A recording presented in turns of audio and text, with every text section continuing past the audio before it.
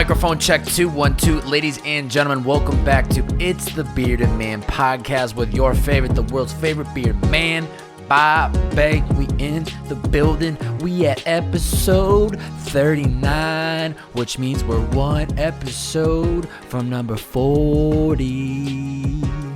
That's why I don't have a music career. Not that great singing, but I hope you guys are fired up. We're building this podcast one episode at a time, brick by brick, baby. Let's go. A couple housekeeping things, and then we're going to dive into today's podcast. First off, I want to give a big shout out and appreciation to every single person that listened to episode 37 of the podcast. I've gotten a lot of great feedback, DMs, more specifically of people reaching out and expressing gratitude for the recent podcast where your boy was an open book. And he pretty much just, talked about his intimate relationships and how past intimate relationships and how I've allowed society's thoughts and perspectives to influence me in the way I think about myself. Most times I'm really good. Most times I can block all that bad shit out. I can, stick to what I'm working towards. But every once in a while I cave in. And so I was weirdly anxious, excited to do that podcast, and I'm so happy that I did. And I was so excited to just let it out there, put it out there to the universe, and it just feels good to be authentic, to be real, and to try to share everything within this podcast project. I think that's what I'm loving the balance, and I hope you guys and gals are too, of both the solo pods and then the podcast with the guests. I equally love both. They provide incredible value to me, and I love the process of doing both. And so I found a good little rhythm right here. You know what I'm saying? We got the podcast with guests every Monday. Start your week off with a little wisdom from some of the people that I've been bringing onto the show. And then Thursdays with solo pod with the Bearded Man. It's like my therapy session. So I hope you guys and gals are enjoying the content as much as I am creating it, because regardless, I'm going to keep going. Foot's on the gas. Can't stop, won't stop. Let's get it, baby. But coming off the weekend, incredible weekend, as always, you know what I'm saying? Still throwing myself out there, still trying to meet people, trying to build community. But I did record a podcast on Sunday, which I'm extremely excited to share out, which will be in a couple weeks. It's with a gal by the name of Nikki Kremen. You can check her out on IG. Phenomenal story. And yeah, I won't say too much. You'll hear about it around late November. And I'm just pumped that we're getting a lot of women on the podcast now, because I want to try to balance this podcast out. I'm very aware that was a problem I had with my old show. Very male-skewing podcast. But I'm doing my best to make sure that this is going to be equally balanced. And a lot of great women that I'm finding. And man, they are bringing the heat. Fellas, get your notepad ready, because they're bringing some wisdom about relationships. So you better be ready. On top of everything else that they are bringing to the table, just great conversations, and I cannot wait to roll some of this stuff out. Today we had episode 38 drop with Adrian Verdalt. He's a filmmaker, creator for the Nelk Boys. If you're not familiar with those guys, Google them, look them up on YouTube, check them out on Instagram. They are absolute savages. They are the definition of send it. They send it, every piece of content that they make. And man, they just are unstoppable. But it wasn't about Nelk necessarily on this podcast. It was about Adrian and his story and how he started working with Nelk. And so I think it's very easy for us to see where people are in their lives, chapter 18 or 20, whenever we find them. But when you take the time and you get to learn where people come from, and you learn their stories, and you learn what it took for them to get here, it's really interesting. And Adrian opened up about some real shit about his childhood growing up, and he deserves the success that he's had. He's only 25 years young, and he's got a lot more fuel to the tank, and he's just going to be a beast. So I was extremely excited to connect with him for the podcast. I would highly suggest going back and listen to that, episode 38. And I think it was his first podcast. I know for a fact it was his first podcast. So a lot of good podcasts rolling out, a lot in the vault, a lot more coming. The Bearded Man will not be stopped. How many times I'm going to say that per episode? Probably more times than you can count on one hand, but I just cannot and I will not be stopped, because I am my biggest hype man. And let me just remind you guys and gals, I have my weaknesses. Sometimes when I'm playing these episodes back, I'm like stumbling on words and I hear myself and I'm like, how did you not realize that you just did not pronounce? I realize that sometimes when I'm speaking, my mind is actually running 1,000 miles an hour where my mouth clearly cannot. And so I think I'm saying something and I'm actually not. So it's interesting to listen to these podcasts back and just scratching my head going, Bob, hey, what in the world were you saying? You thought you said a word and you didn't even pronounce it. What's going on, bro? So know that I'm aware. Know that I always got room to work on, but doesn't stop me. I just keep throwing myself out there, and I hope you guys and gals are doing the same. Bam! All right, so let me remind you guys and gals before we get into today's podcast, if at any point during this podcast episode I provide you any ounce of value, a little bit, just a little bit of value, or I make you laugh, or you're like, this is cool content, or it's entertaining, or whatever, insert something.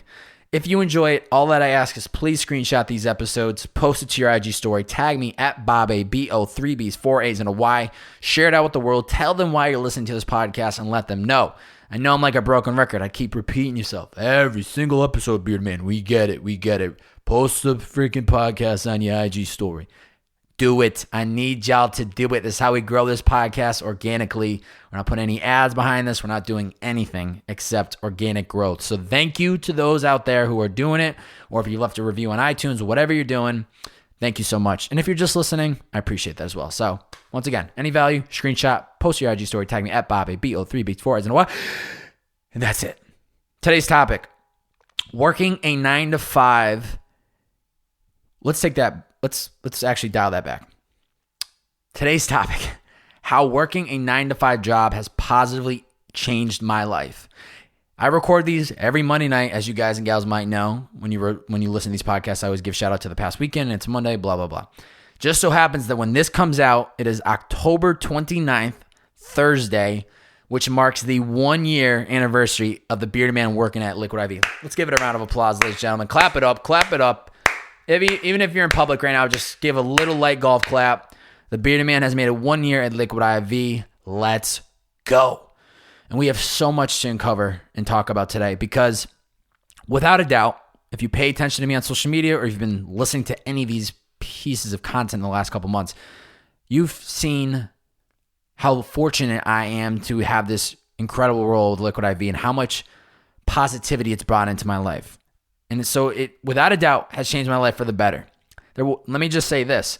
There was once a time in my life not too long ago where I was telling the world, I'll never take a job. I'll never work a 9-to-5, blah, blah, blah. I'm never going to do it. I have completely changed my perspective on 9-to-5s, and I think there's a lot of value that most people don't realize when you actually work for a company or an organization. And so we're going to dive into some of the lessons and value and things that I've taken away from these experiences in the hopes that maybe it changes perspectives, because we always think that the 9-to-5 is not the cool thing. It's being an entrepreneur. It's working for ourselves. And I get that, and it's possible. You can make it happen. But if you're in the process of building something and you're not able to do it full-time just yet, and you work a job to fund your passion projects or fund something that you're working on, embrace it. Enjoy the ride of it. When I used to be an Uber driver, I owned it. I claimed to be the world's favorite. I had data to back it up, but I owned that was part of my story. And that's what I do now with Liquid I.V. I own it. This is who I am. This is what I do. It doesn't matter if it was Liquid I.V. or any other company or product. I would still own it and make the best of it. And so hopefully diving into today, it'll maybe change some perspectives on people that are against working a 9-to-5, or if you're actually in one, maybe it'll help you see your own job from a different lens, because sometimes that's all it is. You know what I'm saying? You guys remember growing up as a kid when you go to the eye doctor and they would flip those lenses in front of you, and sometimes it was foggy, sometimes it was clearer, until you found the right lens and it was crystal clear. That's what life's all about. It's foggy, but sometimes we just got to change the lens and it gets clearer and it makes more sense. I just thought of that on the spot. Man, Bobby, that beard of wisdom, boy. You a smart man. So yeah, we're going to dive into it today, and I'm excited. So looking back on the past 12 months with Liquid I.V., breaking this down into pretty much 6 sections, so buckle up. Okay, when I was first considering taking this opportunity, when I got the opportunity presented to me to work full-time for Liquid I.V, one of the most crucial things that I did and that I do anytime I'm faced with a big decision in my life is and this sounds so simple, but in all honesty, it is so helpful. One thing that I did was I created a pros and cons list of taking this opportunity. So I think, first of all, huge lesson takeaway, there's so much value in creating pros and cons lists when you're faced with big time choices. It can be very overwhelming when you have a big decision to make in your life and you're not sure, do I go left or do I go right? Putting this down on paper, writing it out, and actually visually seeing the pros and the cons, it actually is helpful because you're seeing it in front of your face of the pros, the cons, and how they list out. So when I did I'm not going to bore you guys and gals and go through the 10, when I did this back in October, I still have it on my notes app on my phone. When I did the pros and cons of taking this job with Liquid I.V, I had 10 pros and I had 2.5 cons for the opportunity.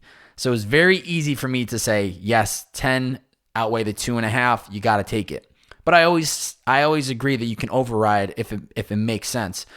But looking back, there was only 2.5 cons. We're not going to go through the pros. We'll go into the cons.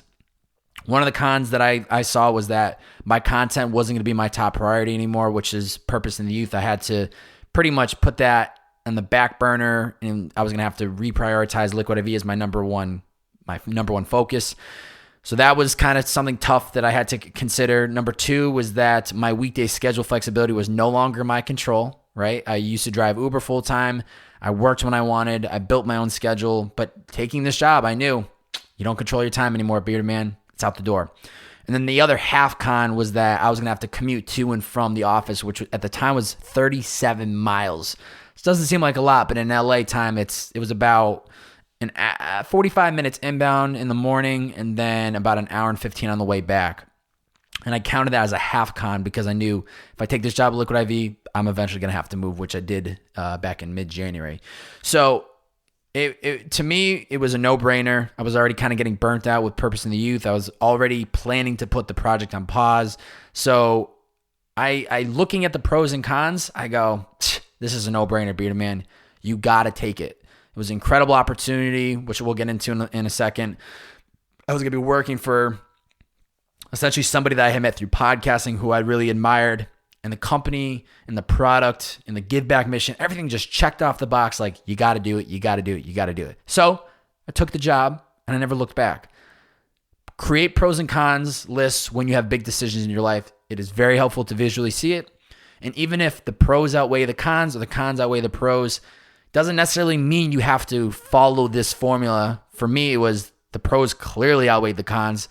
You always have the ability to override the decision. But like I said, and I'll say it again because I'm a repeater, very helpful to visually see it. And that's why I've incorporated that. And anytime I got to make a big time decision in my life, pull out a little notepad, jot down the pros, jot down the cons. Number 2, another big lesson takeaway from the past 12 months. Embrace the challenge of change. Let me say that one more time. Embrace the challenge of change. Change can be very, very scary, uncomfortable, nerve-wracking. It's just change. We can, once again, change the lens, the perspective. We can either see it as something that's very discomforting, or we can look at it as something very from an opportunity. What's the word? Opportunity? I don't know if I like that. Whatever. But that was a huge, huge thing that I had to accept, that I'm gonna have to embrace this challenge of change with taking this job. So there was 2 phases of change that I'll go into. Number 1 was the change of taking the job, right? So I'm adding something new to my life, a new role, a new job. Like, this is a big boy job. So I knew that was going to be challenging in itself. Up until this point, for the last 3 years right? So from pretty much July, let's make it easy. Yeah. Bobby, make up your mind. From May of 2016 through October of 2019, I worked on my own time. Uber. So because I was taking this, I knew that I was not working my own time, and that was going to be a challenge and a change for me. And I do understand that we fear that change, right? Like I was even nervous about the change I was going to have with taking this job. I knew that this was going to involve me meeting a lot of new people at once. I still remember day one walking into that office. I had a big smile on my face, and I said, "Yep, I'm the new guy. Want it to be known, the bearded man is here." I knew that this was going to be a challenge because this was my first big boy job. And I knew that this was going to be a challenge with taking this job because, like I was saying, I got to put my content in the back seat. Can't be my number one priority anymore. This job is my number one priority, which, let me just say, now, a year later, it's so funny how in moments when we feel like you're just so lost in the decision, right? When in this moment in time, I knew I was putting the old podcast on pause. I was about to take this job. I knew I had to do it. But I was honestly like deep down, like kind of like, damn, I'm like losing my identity as a podcaster, as somebody who like shares his voice with the world. And it took a long time. It truly I didn't find that voice again confidently until probably July of this year, 2020. So what's that, 9 months? So I kind of went under the radar for 9 months, which was very necessary, which, incorporated taking on this new job and a couple other things that we'll get into in a second. But ultimately it worked out for the best because it allowed me to step away from the old project. It gave me time to sit and think a lot and think about the future of where I'm going. And it allowed me to reflect and go, okay, I do want to keep podcasting, but I actually want to change up the show. I want to rebrand. I started the old show to find my voice in the world. I found it. It's the Bearded Man. And that's the branding I want to run with. So had I not slowed down and reassessed where I was going, this podcast would never have been born. And I don't know what I would have kept doing with Purpose in the Youth because I was losing the gas tank was getting low, and I didn't want to refill it, and I was getting burnt out. So let me just say from my own perspective, or from my own journey and my own experience, even if you're in those moments where you feel like you're losing your identity or like you don't know what's the next step is going to be, embrace it because it worked out the best for me, and I guarantee you it will work out the best for you. Another big change for taking the job that I knew I was going to have to embrace was that this was just a bigger responsibility on my shoulders than driving Uber. I was now going to be working for a successful startup. I knew that I was going to have to hold my end of, it's like if you have 20 people lined up with a log and everyone's carrying the log as if we're training to be Navy SEALs, your boy's got to hold his weight. And I knew that was a big responsibility versus me driving Uber, which, not knocking the Uber drivers. There is responsibility, but at the end of the day, I was my own boss and I made my own calls. Second part of the embracing the challenge of change. I've talked about this before. Don't know how much I've really shared about it in the past, but essentially I've had to change roles within Liquid I.V 3 times within the past year. So when I got brought in, now let me just say this. I don't care about titles. I don't think any of you guys and gals should ever let a title get to your head, for better or for worse. A title is just a label for an organization so we can understand what your value is and what you do here, right? But don't allow yourself to be put into a box. So I just want to say that before I dive in. So I was brought in as a director of content for this founder platform, which was pretty much brought in to help build out like a behind the scenes team for Liquid I.V and the team. That go about a month in, we realized, okay, that's not the right title for me. It just wasn't working internally. So then we shifted like, okay, you're not the director of content. You're now a content producer. And it made sense for the organizational chart for Liquid I.V at the time. So that worked out cool. And then we had a third change of job when COVID hit back in March. So we go remote. We try making content work for like 2 or 3 weeks after, we're now working remote full time. And we're just realizing like, okay, we're not doing behind the scenes content. We're not in the office filming anymore. They had to reorganize the structure of the company a little bit. And to the credit of our leaders, there was an opportunity for me to step in as the podcast performance specialist for the company, which allowed me to essentially manage our media buying money to get the Liquid IV's name out there. So Okay, so the change from the content director to the content producer, there really wasn't much of a change. That move was just really a title change and then pretty much who I worked with or reported to. Not a big deal. This change was a challenge. I was going from content, creative, fun, no real KPIs or key like performance indicators. Like we just are there to build really great content. Now I was switching over to something that was performance driven, something that was measured, aka the bearded man was diving into Excel sheet. The bearded man was going to be looking at numbers all day. I'd be lying to you.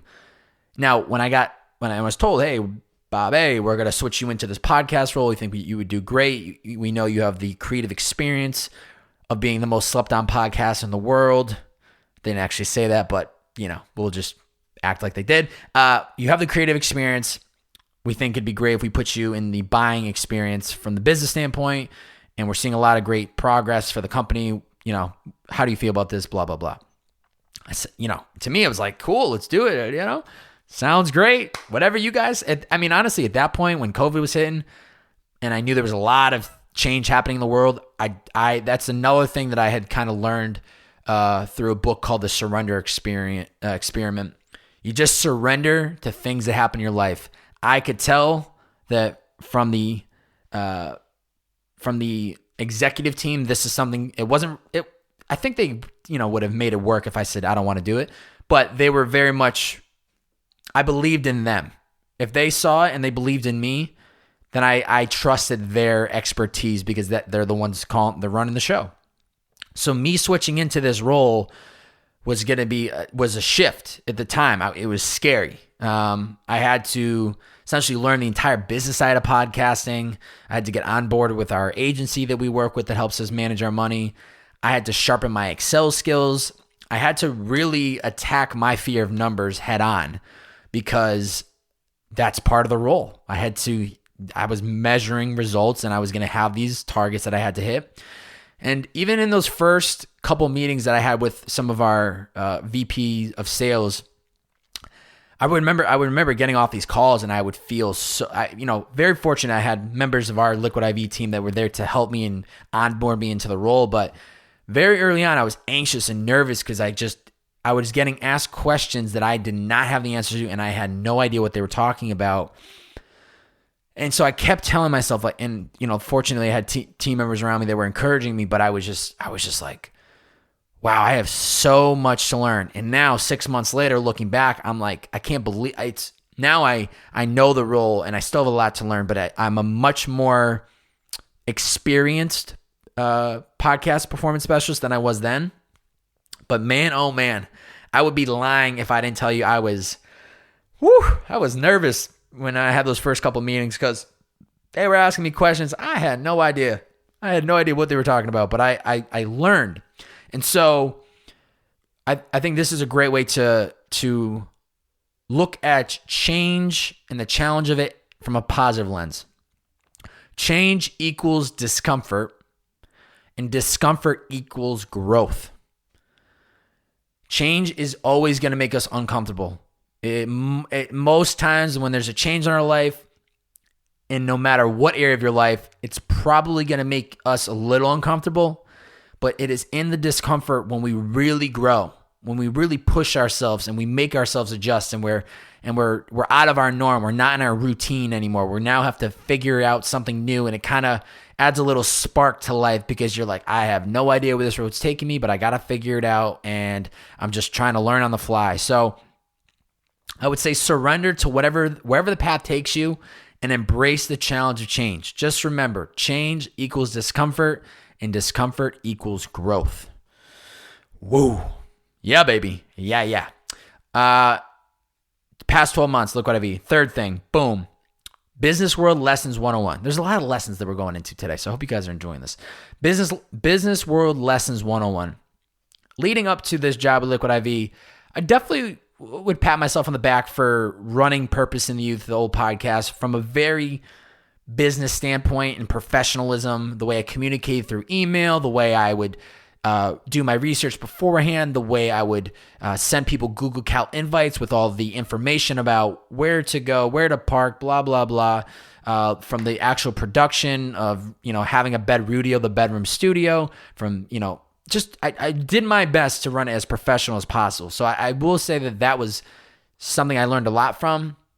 But then stepping into working on behalf of a company that is successful, I really, really had the opportunity, and I've had the opportunity to learn some incredible lessons. So within business world lessons, here's a couple that I think are really important.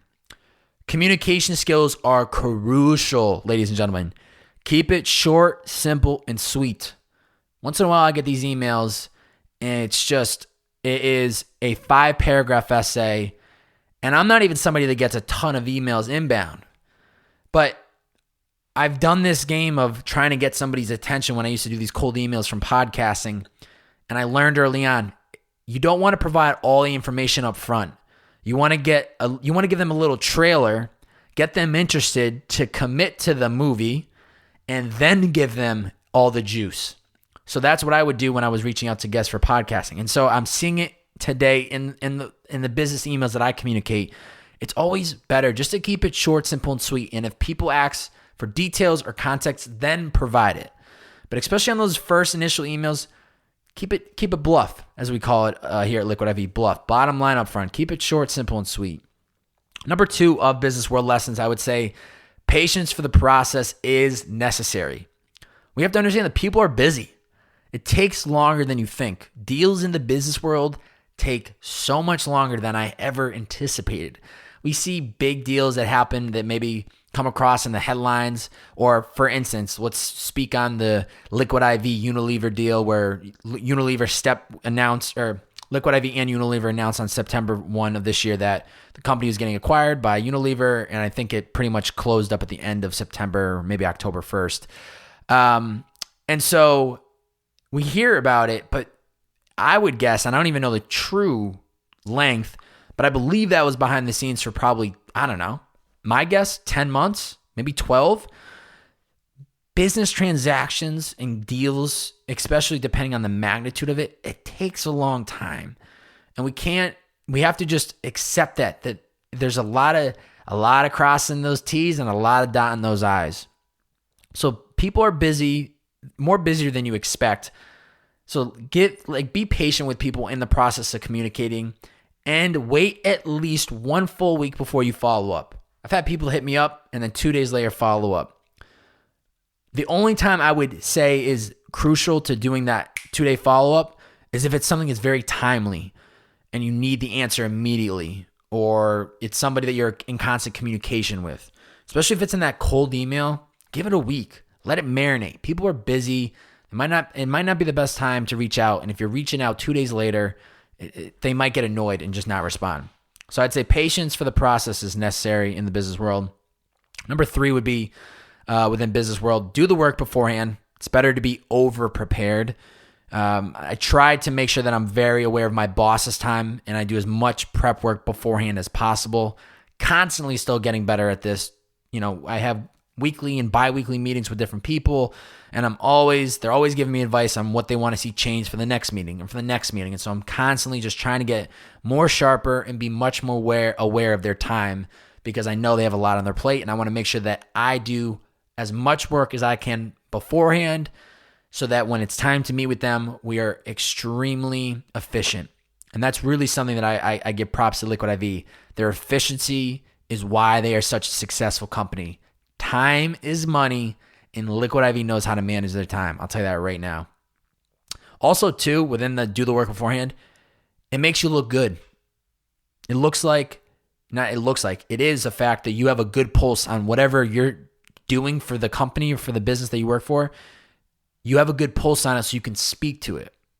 Like I was just saying before, when I had those early meetings in the podcast and my new podcast role, my bosses would be asking me questions about certain things, and I was just scratching my head like, I have no idea what they're talking about. And they would ask why, and I'd have no idea of how to paint the picture as to why something was happening. And then as I've gotten into the actual expertise of the actual role, I've been able to paint the reason of why. So when they ask questions, I can say, well, this is blank, blank, blank, blank, blank, blank. And it feels good. So I'd say do the work beforehand. It's better to be over-prepared than under-prepared. And then lastly, this is something so simple, but something that I think we just all need to be aware of. Just make people feel good. Whether it's the people that you work around you or the people you're communicating with, just make people feel good. People want to continue doing business with those who not only deliver and execute whatever they're supposed to do, but also then make the process enjoyable. I'll give an example. Our podcast agency, incredible group of folks. Every time I hop on the phone with these guys and gals, on a weekly call, I just try to make them feel good. Try to make them laugh, make them smile. This is business. We're supposed to be professional, and I keep it professional, but I try to put time and effort and energy into getting to know them. They are a human behind this. When 6 o'clock, 7 o'clock hits, they walk out. Well, we can't walk out of the door anymore because COVID times, but they're human beings. They have emotions. Some days they're feeling great. Some days they're not feeling great. So it's like, I just try my best to make people feel good. And I try to remind them hey, you guys do great work. Thank you for doing this for us. I try to remind my agency of this all the time because they do such great work. And it's easy for us to mail it in and, not remind those people that we appreciate them. But I think it goes a long way. And I think when you make people feel good, they want to make you feel good as well. But then also too, it actually works out better for you because I've even seen in our bit on the podcasting stuff that we do, we've even gotten better rates for media buying because they're able to push and get better rates for us. And I think it's because we make them feel good. So those are 4 lessons within the business world that I've learned from taking this role with Liquid I.V. Let's take a quick water break real quick. And then we're in the home stretch. A couple more things and then,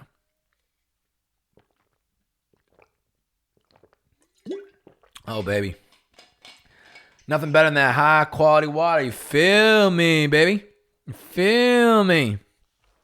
Fourth lesson value that I've taken away in the last 12 months. Gratitude to have a job. Super important. Okay? Super grateful to have a job. I think we are human beings. It's just our nature. We're always wishing we were somewhere else in life. I'm sure you can think of a time in your life where you were at point A and you couldn't wait to get to point B. And sure enough, you got to point B and you immediately start wishing and getting excited about getting to point C. And you get to point C and on and on and on and on. So I think we're always wishing we were somewhere else or we can't wait to get to another chapter in our life. But embrace the moment and enjoy it. Be grateful for the moment that you're in, especially if you have a job right now. Be grateful for it, right? I have felt so much gratitude for this job since I took the role back in October of 2019 because of the balance it was providing me, the financial stability, the opportunity that it was, the people I was going to be working with, the company I was going to be working for. I mean, literally, you just checked off every single box. But I'll tell you right now, when that pandemic hit in March, you better believe that was a wake-up call for me. And there was not 1 ounce of regret about taking this job, but had there been just an ounce of regret about taking it and questioning my decision-making, COVID was the wake-up. COVID was the moment. I knew for up until that moment that I had made the right decision with taking this job with Liquid I.V. There was not an ounce of regret in my mind up until March. But you better believe when March hit and COVID hit, I was extremely grateful. And I had people hitting me up saying, Bobby, imagine if you were still driving Uber. What would you have done? My mom would ask me, what would you have done if you're still driving Uber? I don't know. And so I've been extremely grateful for this job for the last 12 months, but especially with COVID, I know how difficult times have been for people and people have lost jobs. I feel very fortunate that I'm in a position that I have had job security because of the growth of the company. And so I'm expressing that to the universe, to your eardrums if you're listening. I am grateful for you, Liquid I.V. So along the lines of having gratitude for the job, I think it's just those constant reminders that we sometimes, hear, but we don't want to really listen and or hold on to. And that's learn to appreciate the good days and bad days. Most days I wake up with a fire in my ass and I get to work, but there's always those days once in a blue moon, not feeling it, energy's not there, just something's not clicking mentally. It's not the job, it's not anybody I work with, it's just mental. That voice in my head gets to me sometimes, and I have to dial it back, and I have to meditate and slow down my thoughts and remind myself of the great things that are happening in my life. But don't get me wrong, there are some days, those good and bad days. And to have gratitude for the job, easy things you can do is go above and beyond with your role. Give it everything you've got. One thing I was doing before we went remote was just trying to be a sponge and soak up everything. That was really, really important, and something that I was really valuing was getting to touch and see other parts of the business. Haven't really been able to do that with working remote, but we're adjusting. And I think the last thing I would say about just gratitude for the job would be, and I kind of I give a little taste of this when starting off the podcast, but we think that, being an entrepreneur and working for ourselves, that's the dream life. And there are there's tons of pros and cons to that lifestyle. And, I tried to live that lifestyle before through Uber, I guess you could say. But there is a lot of beauty in working for a company. And I hope that this podcast episode really gives people some taste of what that value could be, because like I said, a long time for me, I was like, I'm not working a job, and it wasn't the idea of the lifestyle. It was more of, I just didn't want to work for a company or a product that I didn't believe in. And so I was lucky because I believed in Liquid I.V and I believed in everything about it. But there's a lot of beauty when you're working in an organization. As I was saying before, you get to be a sponge, you get to soak up everything. You have people to lean on for support. I feel very lucky that I have a team of people around me that I can ask for help and support. And there's just endless of opportunities for growth in different areas of the business that you might be interested in. So extremely grateful for Liquid I.V and the job itself, but I'm grateful for all the things that it provides and how much stronger of a business person I've become because of it. So I think it's just a good reminder, gratitude to actually have a job. Fifth lesson, takeaway of the last 12 months would be, routines are the secret sauce to success. And I knew this, but I really got to see it with working for a company, because I was pretty much, I have guardrails for the hours of operation. Look, when I used to drive Uber, there was no guardrails. I loved it. It allowed me to, build my schedule around podcasts and content that I had going that week. And so I could build it around people's schedule. But with a job like this, with Liquid I.V, successful startup, there's office hours. So we work 9 to 6 with an hour lunch whenever you pretty much want. So I know where I'm supposed to be and when. 9 a.m., I'm definitely on that computer till 6 p.m. Might be, walking away to make some lunch or whatever. But you have those guardrails for when you're supposed to be working. And that is really, really crucial. Scheduling and time management is the secret sauce to success. It is. And giving and having a schedule allows us to operate under those provided, hours of time. What it's allowed me to do is put time and energy into other areas of my life.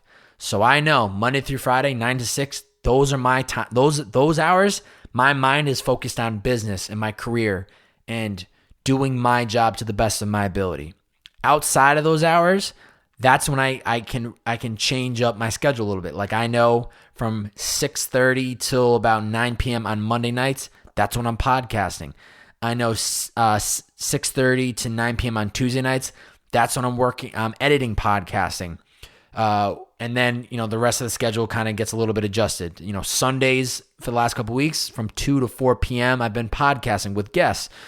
So it's allowed me to focus on build out my schedule so that not only can I focus on my work, but then I can also focus on my passion projects or building community and going out and joining a running club or going to a dinner with some friends, and as well as like scheduling out times of the day of certain days of the week, like the weekends, to try new passions. So I'd say at a very high level, routines are the secret sauce to success, and having a work routine of knowing when I'm supposed to be working and when I don't have to be working has been really important, because when I used to drive Uber, I knew that I could work as long as I wanted, and I would kill myself. I would work till 11, 12 o'clock at night, get home, go to sleep, get 6 hours sleep, wake up, do it again. And I did that religiously for 3 years.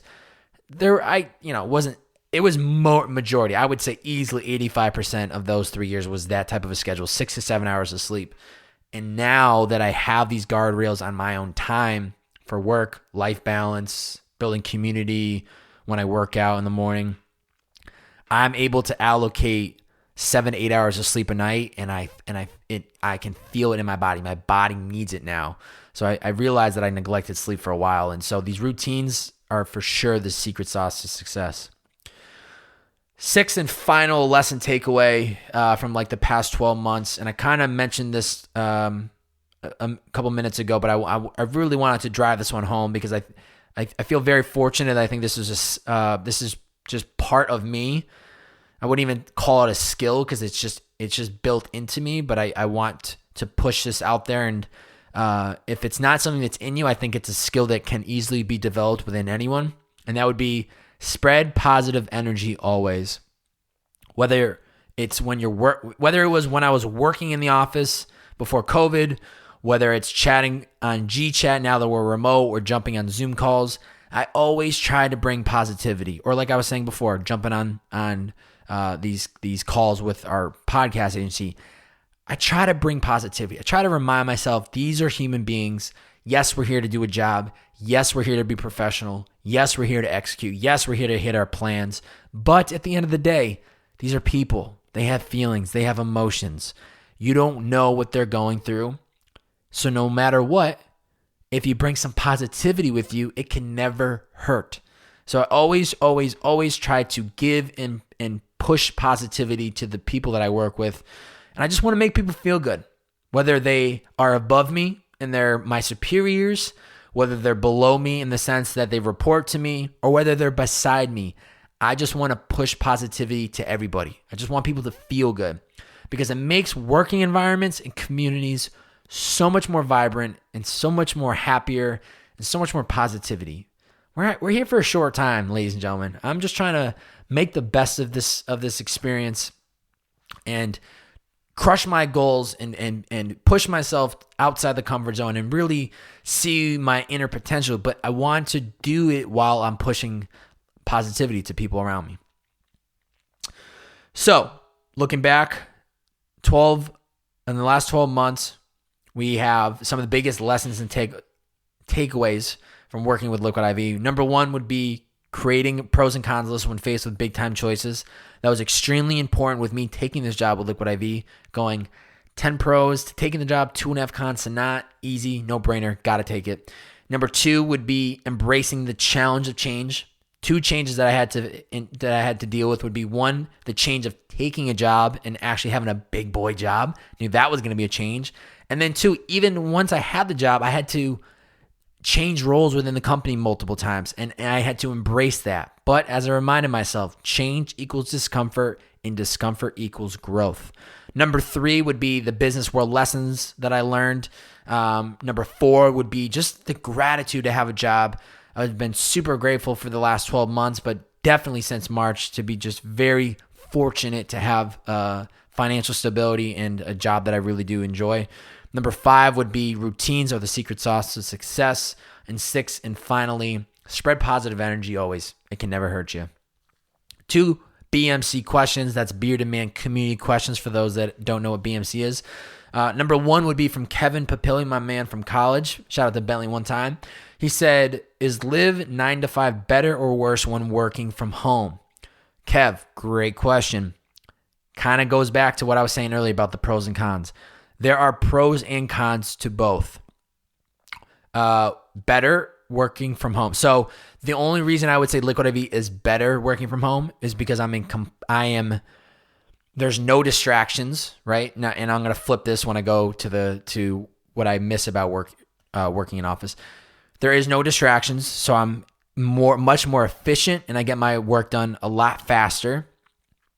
And I would say that I love that there's no commute, so that's easy. That time gets added back to my day. I would say that during my lunch hour, I switch over to my own personal projects for an hour. So being able to shift gears like that real quick allows me to prep for podcasts like this that I do on Monday night. And I probably wouldn't be able to do that as effectively if I was in office because, you're around people and you're chatting at lunch. So I think those are some of the pros. The cons, though, would be, I think one big con would just be being in office allows me to soak up a lot of different areas of the business, which is there's a lot to learn, especially, I'm very open-minded and curious in the business world, and I would love to learn more about the things that make a company like this succeed. So not being able to see that is definitely a con. And, seeing people. I'm a big people's person. So I'm so indifferent, Kev. I'm so indifferent about whether we go in office at the top of the year or we don't, and it's not till the middle of the year, because I don't even allow myself to have that game in my mind about, well, I wish we were in office or I wish we weren't. Like, it doesn't matter for me. I'm just going to make it adjust. And I think that's not even just Liquid IV, that it's just me, Mr. Meditative, like just trying to get really sharp with my mind and not let anything get to me. So it goes both ways, but I'll be honest, I've just embraced it and I'm making the best of it. So no matter what happens, the Bearded Man's going to keep cooking up and staying busy. Second and last question from my man Joey Pusateri. Shout out to Joey Pusateri. If you guys and gals are not familiar with him, he is the man that makes all of the beautiful Bearded Man IG content that you see on your IG feed, or the clips, I should say. So shout out to you, Joey.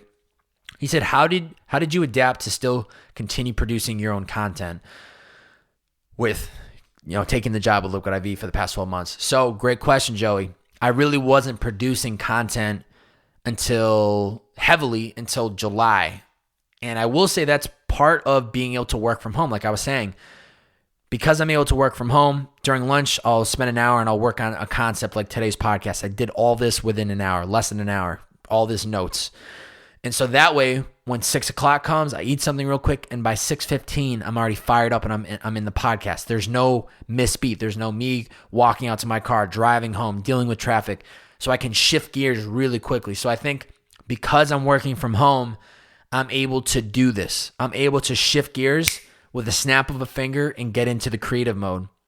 So, I started It's the Bearded Man podcast at the top of the year. I averaged like one episode a month for the first 7 months. And I would, it was good. I was just putting something out there, was giving me something to do. But in reality, I didn't start hitting my stride until July. And that's when I've been going head down. So it has been, as you've heard in this podcast, if you made this far, it has been a process. I put Purpose in the Youth on pause. Didn't know what I was going to do. Pretty much lost my voice and my identity, I felt like, for a long time. And then July, I just had all these realizations. And I said, enough waiting, enough complaining, get back to work. You know what you want to do. Let's do it. So in the end of the day, I think we've adapted pretty well. And I'm really excited for where this podcast is going next. Ladies and gentlemen, that's 12 months with Liquid IV. 12 months. Thank you so much for that opportunity. If anyone at Liquid IV hears this, you guys, I stayed away from saying people's names because I want to make sure I'm not overstepping my boundary, not sharing information that I shouldn't be sharing. And that's why I couldn't even give perfect examples of anything Liquid IV related, because I know that there's a lot of things I can't share. And so, to provide safety to the company and my own self and not get myself fired from saying something I'm not supposed to say, I just tried to dance around and share things that I know that, I can give you guys some context, but not too much. I hope you guys and gals enjoyed this episode. Challenge for you guys and gals would be change the lens on your own face, your glasses, the way you see your job or whatever you do right now. Do it to the best of your ability. It might not be where you want to be right now, but guess what? You're there. You might as well embrace it. You might as well become the best, whatever it is that you do, possible. And know that there's another chapter at some point you will reach. I'll say it again, and I already said it before. When I was driving Uber, I claimed to be the world's favorite Uber driver. I just owned it. I still can visualize and remember those days driving, and I would ask myself, like, am I ever going to get out of driving Uber? Is this chapter ever going to close? And there were times I'd be driving back, I would have tears down my eyes. Not often, but every 6-7 months I would have tears rolling down my eyes because I didn't know how much longer I could do it, and I was ready for the next thing. So embrace it. Embrace whatever you're doing and just do it to the best of your ability. Even if it's not something you love to do, embrace it and look for the lessons and the skills and how it's actually benefiting you. Whether it's the positive perspective that, you have a job and you're very fortunate with today's climate, or it's allowing you to learn blank, you're getting better at this skill, whatever it might be, write a positive list of benefits that you have from your job. And it's going to help you see your job from a different lens, and you're going to be more grateful for it.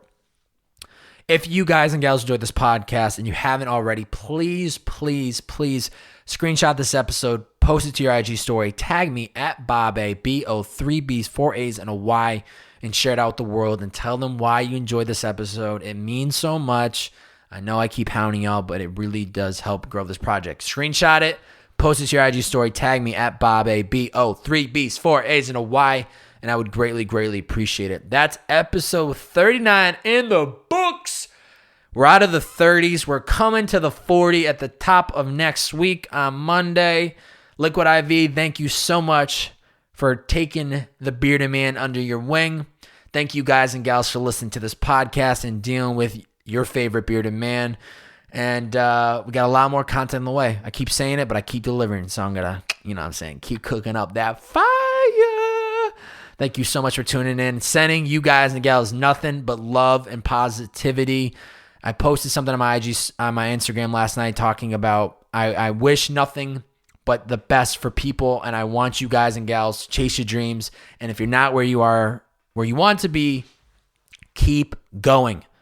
I do this stuff because it's just a document of my journey. I like sharing my voice, but I hope whether it's entertaining or it's insightful or makes you giggle, I hope this content is somewhat inspiring you to keep going with whatever you got going on in your life. So keep it up. The Bearded Man is always here to support you.